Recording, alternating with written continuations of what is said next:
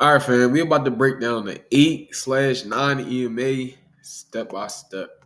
We're gonna break it how I use it, how it helped me to day trade. Okay, so let's hop into it, man. Let's get it. So we're gonna start off on this weekly chart, right? So let's go to the weekly chart, and as you can see, I have on the 9, and I have on the 9 and the 8. Okay, so the 8 is the red one, and the 9 is the blue one. And it's a SPY weekly chart.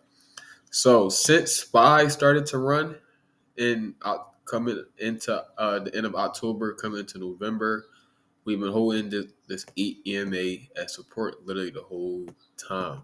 Support 8, 9, support.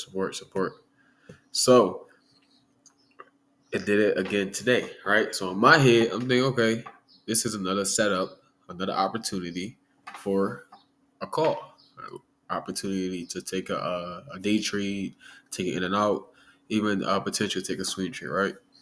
So we came back down to the 8, came back to the on the weekly.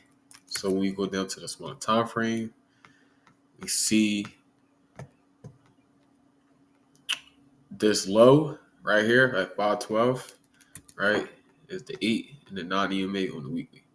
So you know I love my rectangle zones. If you don't, right? If you don't know, I love using the rectangle zones for support and resistance as well. That's all everything is. Just how this 8 and the 9 EMA that I'm breaking down, it's acting as support because that's all it is, support and resistance, right?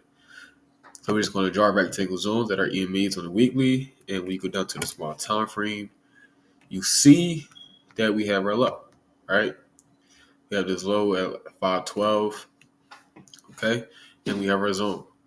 So now this is our zone, and we hold above our zone. So that means, that gives us confirmations for calls, and that's how I was able to pull 400% day trading SPY, right? So use the 8 EMA as support and resistance. It can be confluence when you get down to a smaller time frames, like you can see it more confluence with it's going through back and forth. So make sure you do your due diligence and play around with it, man. HoodEntrepreneurr, man. Let's get it. All right, fans. You can see April 11th, right at 9 o'clock a.m. Says SPY about the rocket. So we're just gonna go right here. Yesterday, when the markets closed at 4:59 p.m., right at 4:59 p.m. SPY weekly 8 EMA is at 512. So for the rest of the week, I want us to hold 8 EMA on the weekly, right? And that was yesterday at 5 o'clock when the market is closed, and that was another reason. That's the reason why we played calls today and got into calls like literally step by step. So you see the 8 EMA is literally acting as support. So make sure to do your due diligence. Let's get it. All right, fans, you can see I was able to pull 419% on 0-day expiration, April 11, 2024 on 516 strike.